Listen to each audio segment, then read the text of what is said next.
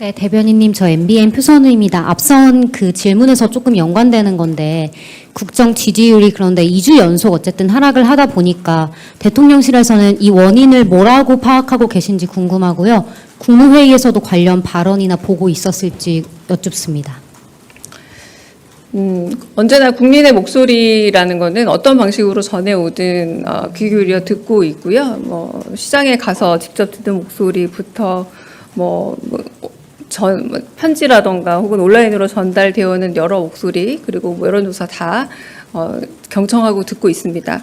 그러나 한편으로는 또 국민의 삶을 실질적으로 개선해 가는 데 있어서 구체적인 방법은 무엇인지에 대해서 고민하고 있고요. 그 고민의 여정에 있다라고 다시 대답을 드리겠습니다.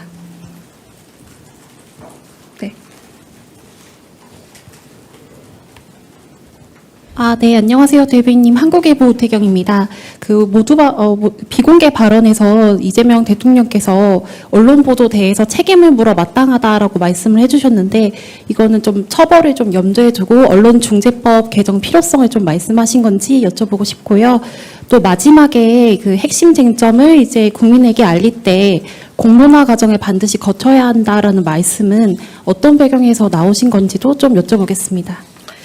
네, 오늘은 정부 광고에 대해서 이제 보고가 있었고, 이제 국무위원들이 토론이 시작이 됐습니다. 그런데 이제 그 토론 과정에서 이제 외교부 장관께서 이제 캐나다나 영국 같은 경우는 한 65% 정도가 이제 디지털화 되어 있더라. 온라인 플랫폼 광고들을 더 많이 하고 있고, 그러면서 하지만 또 제3의 기관이 이 투명성을 검증하고 있기 때문에 투명성이 좀 더 보장되는 것 같다. 그러면서 한편으로 이 허위나 조작, 이런 뉴스에 대해서는 굉장히 엄하게 단속을 하는 것 같더라라고 이렇게 세 가지를 연속으로 말씀하셨고, 그 말을 좋은 의견이다, 그리고 좋은 그 보고 내용인 것 같습니다라고 하시면서 허위 조작 뉴스 같은 경우는 이 플랫폼의 변화 혹은 미디어의 변화라는 이 흐름의 변화를 따라가더라도 반드시 해결해야 될 문제다라고 얘기하면서 고의적인 왜곡이나 허위 정보일 경우에는 일단 신속하게 수정은 해야 하지만 이것이 고의라는 것에 대해서는 반드시 책임을 물어야 된다라고 이 워딩 그대로 말씀을 하셨습니다. 그러니까 여기에 대해서 다른 법안이나 이렇게 다르게 더 간 이야기는 없었습니다. 네. 죄송합니다. 네.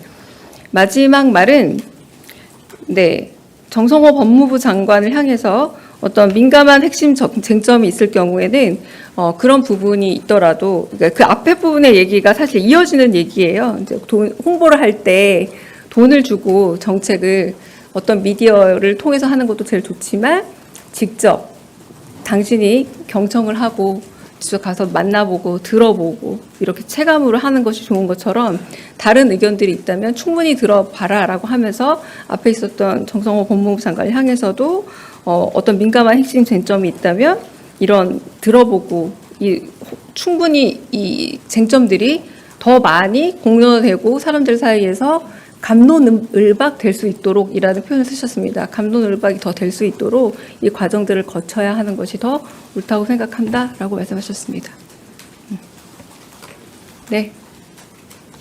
먼저, 아까 손 먼저 드시고. 네, SBS 비주 우영준입니다. 아까 말씀하신 것 중에 연장선상에서 그 범정부 홍보 시스템 중에 디지털 소외계층에 대한 이런 것도 당겼다고 하셨는데 구체적으로 어떤 내용이 있었는지 궁금합니다.